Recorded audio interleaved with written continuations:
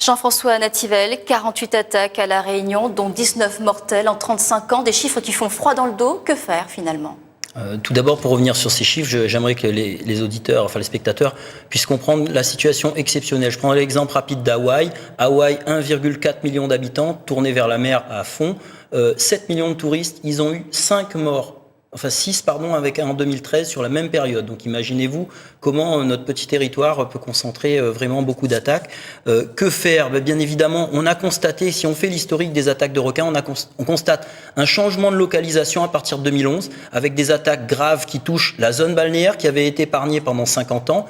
On constate aussi dans les années 80 une évolution sur la population de requins. Années 70, début des années 80, c'était des requins de récif qui essentiellement attaquaient en eau claire des chasseurs sous-marins. Et à partir de 88, avec un pêcheur à Saint-Louis, avec Bruno Giraud à Sainte-Suzanne, ça a commencé à être des attaques en eau turbide après des pluies dans des embouchures. Donc un nouveau type de requin, des requins bulldog. Et ces requins-là, j'ai eu l'occasion de me rendre au Brésil et je collabore là-bas avec des familles de victimes et aussi avec les défenseurs du nautisme. Ils appellent ça là-bas le fléau. Parce que eux, pareil, quand on prend ce pays, 92, ils n'avaient pas encore d'attaque avant 91, 92, et d'un coup ça a commencé, c'est le bulldog. Un changement de comportement chez les requins, est-ce que tout cela est dû finalement aux stations d'épuration qui sont pointées du doigt ? On l'a vu un peu plus tôt. Alors, vous parlez d'un changement de comportement chez les requins. Je me permettrai pas d'utiliser ce terme. Les requins, on peut pas avoir trop d'anthropomorphisme. Ils sont ni méchants ni gentils. C'est un prédateur. Voilà. Donc. On parlait de turbidité. Non, mais la turbidité, elle est endémique à l'île de la Réunion. 750 ravines, la moitié des records mondiaux pluviométrie.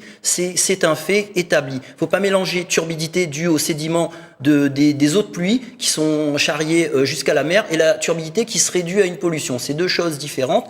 Donc voilà un changement dans la population de requins. La pollution, c'est un vaste débat. Ici, on n'aura pas le temps de développer ce soir, mais il faut savoir que si vous allez à Maurice, par exemple, il n'y a pas de station d'épuration collective à Maurice. Souvent, on peut voir des eaux qui s'écoulent vers la mer. Ici, c'est pas le cas. On est en Europe, on a des normes. Il y a eu plus de 100 millions d'euros investis dans des stations d'épuration. Si c'était la pollution la cause des attaques, madame, les autres pays de la zone de l'océan Indien seraient servis avant nous. Alors, quels peuvent être les autres facteurs ? Alors, les facteurs, donc j'avais commencé à vous l'évoquer, c'est simplement un seuil. C'est-à-dire que à partir de 99, on a arrêté la pêche de ces prédateurs côtiers qui ont pu se réapproprier un petit peu toute cette zone à la faveur de la création d'une réserve marine aussi, qui a enlevé les activités qui étaient susceptibles de les repousser. Après, il y a la grande sensibilité envers le requin qui a fait que maintenant, tuer un requin, c'est devenu comme un crime. Je vous rappelle quand même que le 19 février 2011, il y a 4 ans, j'avais pêché un requin avec Monsieur Perry, qui maintenant pêche pour les programmes officiels, qu'on avait subi l'opprobre de la société, et on avait prévenu, on avait dit attention, si vous soutenez pas les pêcheurs, si on laisse ces requins se multiplier, ça risque de s'empirer. Maintenant, en 2015, on y est. Est-ce que finalement, la pêche sélective des requins peut être une solution, comme on l'a entendu un peu plus tôt ? Bien évidemment que cette pêche va servir. Vous avez des animaux sauvages, ça existe. Vous en prenez un chez des chasseurs, je crois. Il y a un nuisible, il le tue, il le laisse là. Les autres ne viennent plus. C'est une des façons.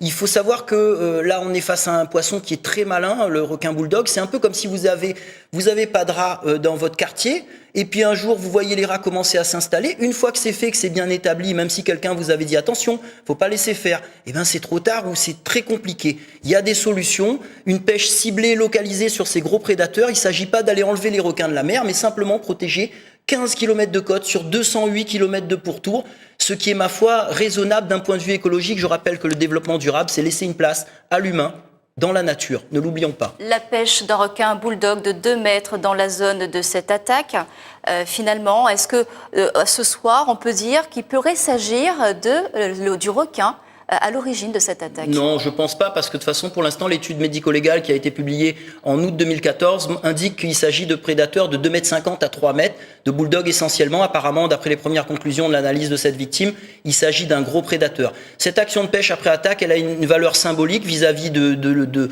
la famille, vis-à-vis de la société en elle-même, de montrer qu'on ne reste pas indifférent. Une satisfaction, moins de 48 heures après cette attaque? On ne parle pas de satisfaction, madame. C'est simplement la normalité. L'homme est un animal, et fait partie, oui, du monde animal, entre guillemets, et pour survivre, a dû se battre face à des prédateurs. On ne peut pas laisser au XXIe siècle, sous prétexte d'une montée de l'écologisme, laisser des gens se faire dévorer en disant amen et en tendant l'autre jambe si besoin, parce que certains, c'est ce qu'ils nous demandent. Non, il y a besoin d'une réponse donc symbolique, et aussi pour ces poissons qui comprennent que c'est pas parce qu'il y a eu une attaque dans le secteur, ils communiquent entre eux avec des signaux chimiques, des signaux électriques.